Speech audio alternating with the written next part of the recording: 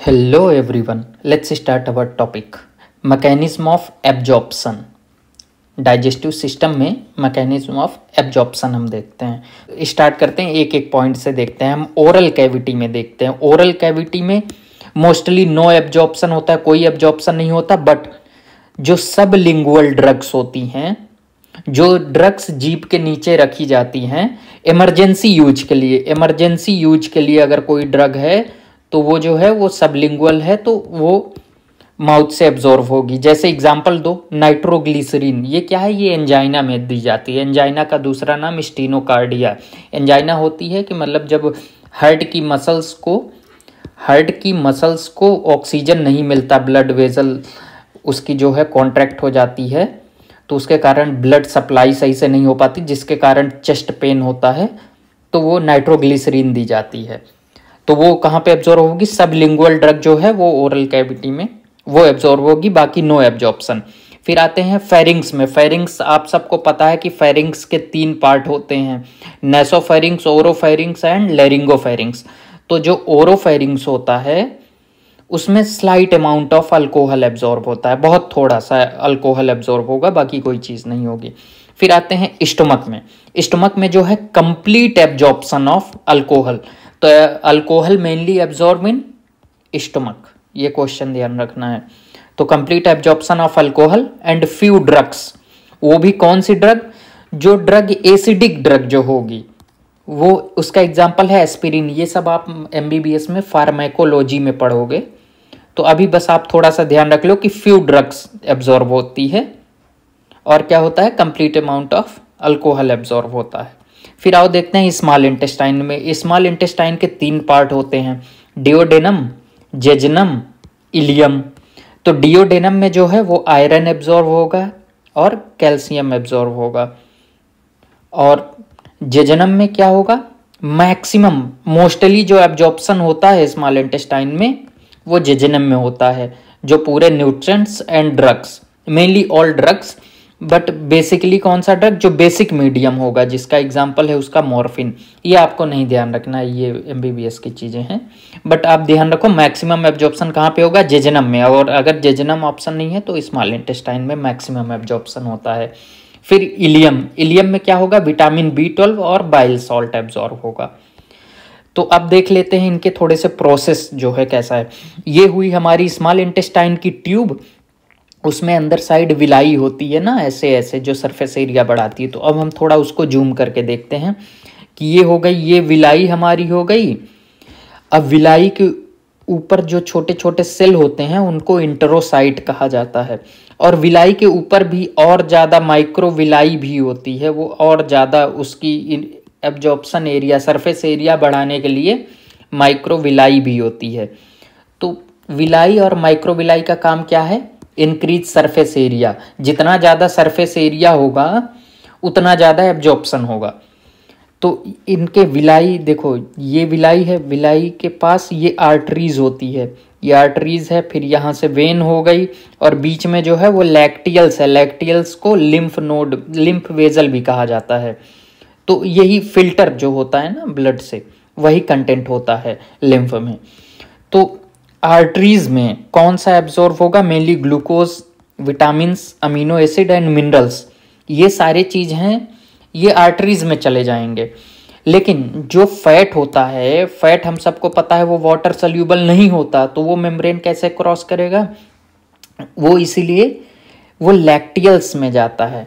तो lacteals, lymph vessel में क्या एब्जॉर्ब होगा? लिपिड और फैट का एब्जॉर्प्शन कहाँ पे होगा? लिम्फ वेजल में होगा। तो अब एक एक चीज़ देख लेते हैं। एब्जॉर्प्शन ऑफ कार्बोहाइड्रेट देख लेते हैं। तो जो ग्लूकोज होता है वो कैसे? वो एक्टिव ट्रांसपोर्ट के थ्रू एब्जॉर्ब होता है। क्यों? क्योंकि देखो नॉर्मल ब्लड ग्लूकोज लेवल कितना है? 80 to 110 mg पर डेसीलीटर। तो ये देखो, ये जो है ये पैसेज है इंटेस्टाइन का, और ये जो है ये ब्लड वेजल है। तो इससे इंटेस्टाइन के पैसेज से ब्लड में जाने के लिए उसको ATP चाहिए। क्यों चाहिए? क्योंकि भाई साहब ग्लूकोज तो पहले से ही है ना ब्लड वेजल में काफ़ी मात्रा में, तो जब यहाँ पे ज़्यादा ही कंसंट्रेशन है तो ये डिफ्यूजन के थ्रू तो जा नहीं पाएगा। तो इसलिए एक्टिव ट्रांसपोर्ट लगता है इसके लिए।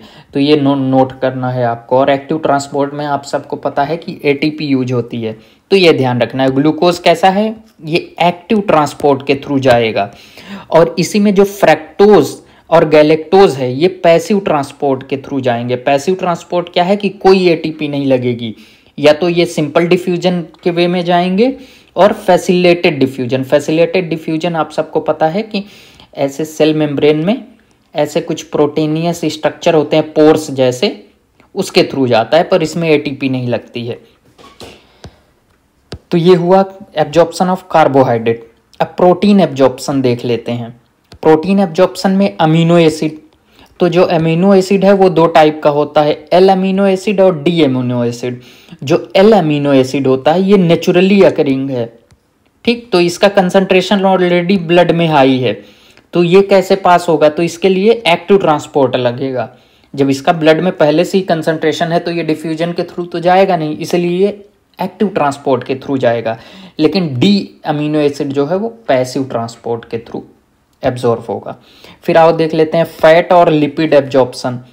फैट और लिपिड एब्जॉर्प्शन कहाँ पे होता है, लैक्टियल्स में, लिम्फ वेजल में होता है। अब हम एक लास्ट टॉपिक देख लेते हैं डाइजेस्टिव सिस्टम का, जिसको डीफिकेशन कहते हैं और इजेशन भी बोल सकते हो। इजेशन बोलो, डीफिकेशन बोलो, और ये क्या है, ये एक्सक्रेशन का ही पार्ट है।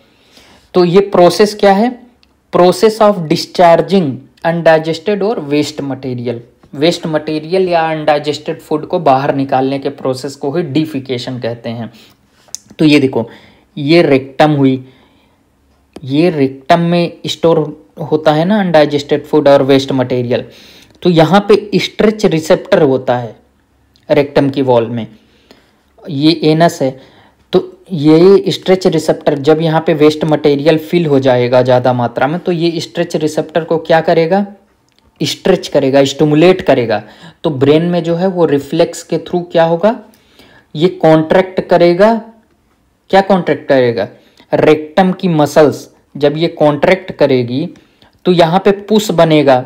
यहाँ जो मटेरियल है अगर ये मसल्स कॉन्ट्रैक्ट करेगी तो ये प्रेस होगा, तो ये क्या करेगा और रिलैक्स करेगा स्फिंक्टर को। तो दो स्फिंक्टर होते हैं ना ये एनस के पार्ट में, तो कौन कौन से हैं, इंटरनल स्फिंक्टर जो होता है वो इनवॉलेंट्री होता है, और एक्सटर्नल स्फिंक्टर जो है वो वॉलंटरी होता है। वॉलंटरी का मतलब हम जिसे कंट्रोल कर सकते हैं, तो हम सिर्फ एक्सटर्नल स्फिंक्टर को कंट्रोल कर सकते हैं।